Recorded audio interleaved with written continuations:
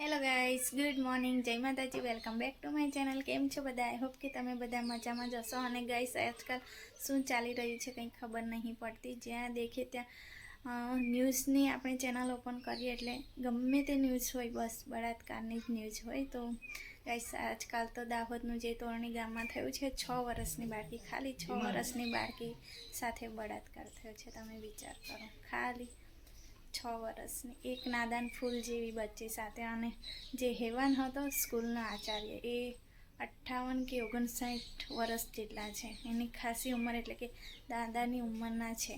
અને તેને એક નાની બાળકી સાથે બળાત્કાર કરે. તમે વિચારો, પહેલાં લોકો કહેતા હતા કે છોકરીઓ નાના કપડાં પહેરે છે એટલે લોકોની નિયત ખરાબ થાય છે, છોકરાની નિયત ખરાબ થાય છે. તો તમે જુઓ, 6 વર્ષની નાની બાળકી ક્યાં નાના કપડાં પહેરે છે યાર.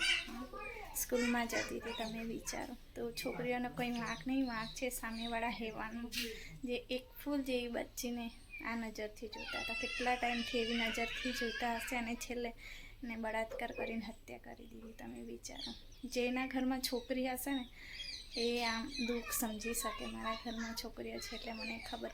મેં વિચારો ને તમારી રૂહ કાપી જાય છે. એ નાની બાળકીને કેટલું દર્દ થયું હશે, કેટલું દુઃખ થયું હશે, તમે વિચારો. તો સરકારને પણ થોડું આમ કડક પગલાં લેવા જોઈએ. 2-3ને ફાંસી આપશે ને તો આ બધા સુધરી જશે. સાચી વાત ને ફ્રેન્ડ્સ? કમેન્ટ જરૂરથી કરજો. 2-3ને ફાંસી આપશે ને તો આ વસ્તુ અટકી જશે. બાકી હવે કોઈ ઉંમરની લિમિટ નથી. નાના મોટા કોઈ છોકરીઓ સુરક્ષિત નથી, ઘરમાં પણ સુરક્ષિત નથી અને બહાર પણ. કેમ કે મેં ન્યૂઝમાં જોતી હોઉં કોઈ વાર પિતા દ્વારા જ આવું કરવામાં આવે. કેમ કે મેં ન્યૂઝ ખાસ જોઉં છું એટલે મને ખબર. કોઈના પપ્પા જેવું કરતા હોય, ભાઈ એવું કરતા હોય. હવે તો સ્કૂલમાં પણ આવું થાય છે, તો છોકરીઓ ક્યાં જાય? તમે વિચાર કરો. છોકરીઓનો જન્મ થાય ને ત્યાંથી મા બાપ એને ફૂલની જેમ મોટા કરતા હોય. મારા ઘરમાં છોકરી છે, મને ખબર છે. થોડું પણ કંઈ થઈ જાય ને મિતિક્ષાને, મેં આખી રાત જાગું છું. અહીં છોકરીને કંઈ થાય ને એના માટે. અને બહાર એને આવું થાય તો તમે વિચારો કેટલું દુઃખ થાય. તો થોડું આમ કમેન્ટ જરૂરથી કરજો કે એકવાર ફાંસી કરવામાં આવે ને તો આ વસ્તુ જ અટકી જાય. તો કમેન્ટ જરૂરથી કરજો. તો ચાલો, મિતિક્ષા આજે સ્કૂલમાંથી આવી ગઈ છે. આજે શનિવાર છે તો એને થોડું ખવડાવી દઉં. બહાર રમે છે. અને પહેલાં મારી મિતિક્ષા આખા ગામમાં રમતી હતી. ન્યૂઝ જોઈને મેં હવે એને કશે નહીં જવા દેતી. બસ ઘરની આંગણે બહાર જ્યાં મારી નજર હોય ત્યાં જ રમવા દઉં છું. અને થોડા દિવસ પહેલાં જ મેં મારી સાસુ જોડે જોતી હતી સમાચાર. તેમાં પણ હું આમ જોતી હતી તો એમાં પણ એ જ આવ્યું હતું કે 10 વર્ષની બાળકી સાથે બળાત્કાર. એ પણ બાજુવાળા જે એને રોજ રમાડતા હોય ને એમને જેવું કર્યું હતું. તો તમે વિચારો, 10 વર્ષની 10 મહિનાની, મારી આશા કરતા નાની. તમે વિચારો કેટલા હેવાન લોકો છે આપણા દેશમાં. તો થોડું આમ કડક પગલાં લે ને તો અટકી જાય. તો ચાલો, પહેલાં મારી મિતિક્ષાને ખવડાવી દઉં.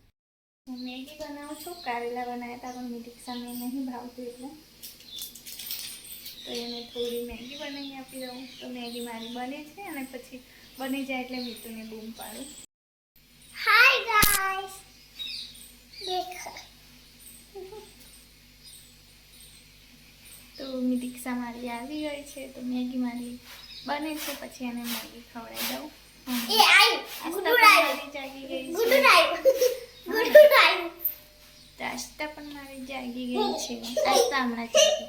હા ને આસ્તા? હાય હાય કરો આતા. હાય એવું કર. હાય એવું કર. આવું કર. તો ચાલો મેગી ખવડાવી દઉં. પછી રમીએ કે પછી મમ્મા સાથે રમીએ. દેખો આલી લિંક મમ્મીએ પેરી સાવી. સાદી મેગી બનાવું છું, ખાલી મરચાં અને ટામેટાવાળી. કેમ કે મારી મિતિક્ષા મસાલાવાળું નહીં ખાતી એટલા માટે. હા ને, તો આસ્તાને દેખાઈ ગઈ છે મેગી. હા ને, આસ્તાને પણ મેગી ખાવી છે. મેગી ખાવાની એ મમ્માના વાળ છૂટી ગયા. સ્મૂથિંગ કરાવે ને તો એ પ્રોબ્લેમ બહુ આવે, હંમેશા છૂટી જ જાય. ये खुद देखो मैगी खाती हूँ. मैगी नहीं आई. તો ગાઈસ, હું જાઉં છું પિંકી બેનના ઘરે. તો ગલકા થયા છે એવું કહેતા હતા 2 દિવસમાં જોવા જજે એવું, તો હું આજે જઈ આવું. તો ગાઈસ મેં આવી છું પિંકી બેનના ઘરે ને તુવેરો કેટલી મસ્ત થઈ ગઈ છે. તો થોડા દિવસ પહેલાં આવી હતી ત્યારે નાની નાની હતી અને આજે સરસ એવી મસ્ત થઈ ગઈ છે. તો જો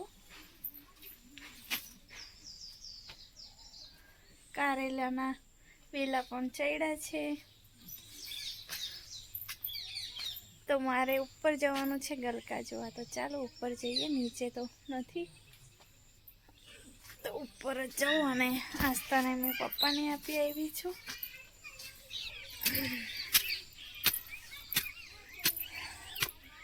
મેં તો કે મમ્મા આવું છું અને કીધું તારે આવી જ નહીં જોડે. પાણી ભરાયું છે બધું.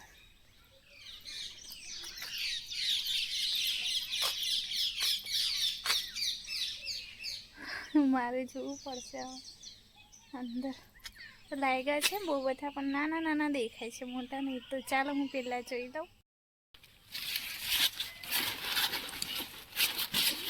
વેલામાં ખોદવું પડે હવે મારે. એક આયરું દેખાય છે પણ આ નાનું છે.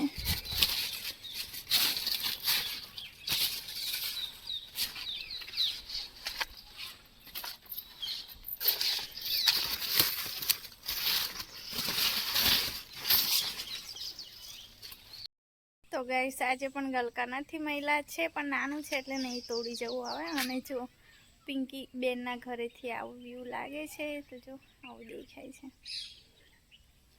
એકદમ સરસ લીલોતરી. અમારા ગામમાં આખું લીલું લીલું જ દેખાય. જો તો તઈ સામે દેખાય છે અમારું ઘર. તો જો પેલું સામે અમારું ઘર દેખાય છે અને આ છે પિંકી બેનનું ઘર. તો ચાલો હવે જઈએ. મને લાગતું હતું જ કે ના જ મળે અને એવું જ થયું.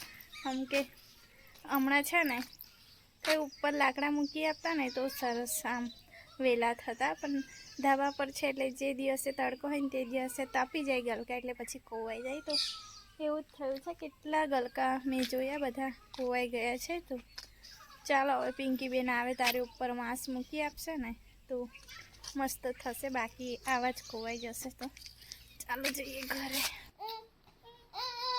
રેવા દે, એને નથી ગમતું એવું.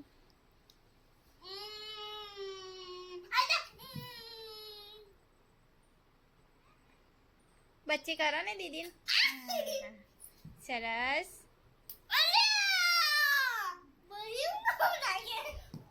પાડીશ બેટા, વાગી જાય ને.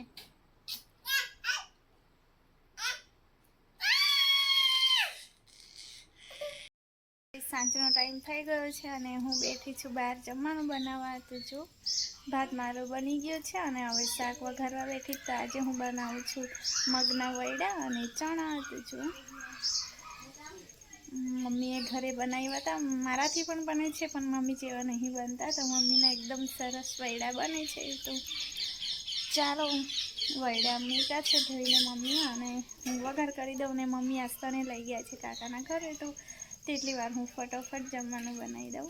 જો ગાઈસ કેટલા મસ્ત વૈડા બન્યા છે. તો મમ્મીથી સરસ બને છે. મને થોડું આમ ખબર નહીં, મારાથી આવા નથી બનતા. તો જો આ છે ચણા અને આ છે મગ. તો ચાલો હવે વઘાર કરી દઈએ.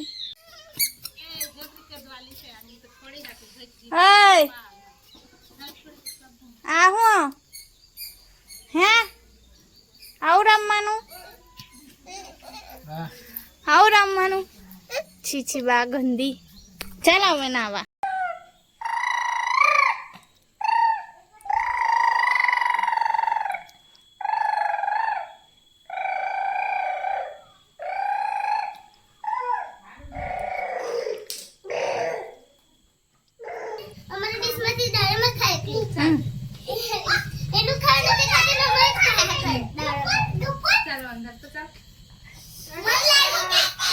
કોણ આવ્યું? હા ગબુલી આવ્યું. કોણ આવ્યું? આસ્તા આસ્તા ચિયા તું આવી, તું આવી. જો તો પકડજો. રેવા દે. મારી દે છે વોટર એન્ડ કાર પર મને મારી આસ્તા કોણ છે?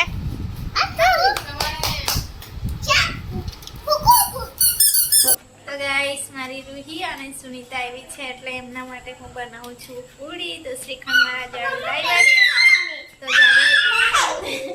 તો જાડુએ મને ફોન નહીં કર્યો કે શ્રીખંડ લાવવાના, તો કહેતા તમે પહેલાં બનાવી દેતી, પણ કંઈ વાંધો નહીં, અત્યારે હું બનાવી દઉં છું ફટોફટ. મમ્મા પાપા ખાઈ ગયા? પાપા ખાઈ ગયા આજ તો તારું મમ?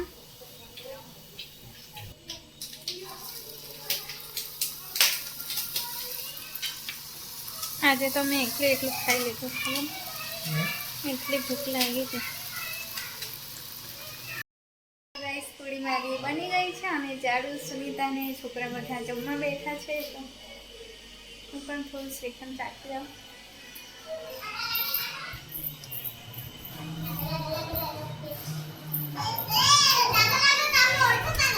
क्या फट्टू है साला तेरी लड़की को छोड़ दूंगा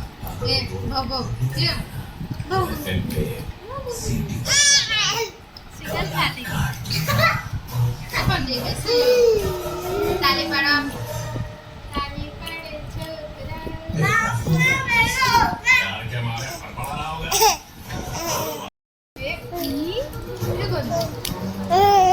વાગશે મોઢામાં.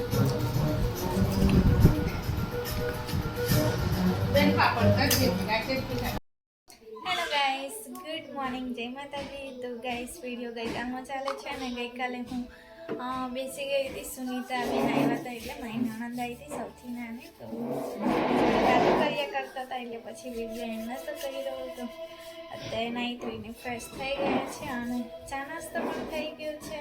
મારા ઝાડુ પણ નોકરી જતા રહ્યા છે, તો હવે જમવાનું બનાવવાનું છે. તો ચાલો આજનો વિડીયો હું અહીંયા જ એન્ડ કરીશ, કેમ કે બહુ લાંબો થઈ જશે. તો ચાલો ફરી મળીશું આપણા નવા વિડીયો સાથે. ત્યાં સુધી જય માતાજી, બાય બાય.